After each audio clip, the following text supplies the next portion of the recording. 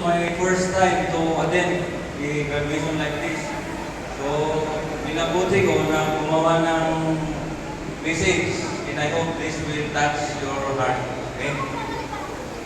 Distinguished guests from different agencies, local government units, faith-based volunteers, family and graduates of this program.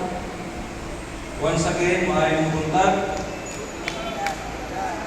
Sa araw na ito, ating ipagdiwang ang isang mahalagang tagumpay, hindi lamang sa inyong mga buhay, kundi pati na rin sa buhay ng ating komunidad. Ang pagtatapos na ito ay handa ng isang makapangyarihang paglalakbay ng pagbabago, tibay at pag-asa. Kayong mga nagsipagtapos ay hinarap ang isa sa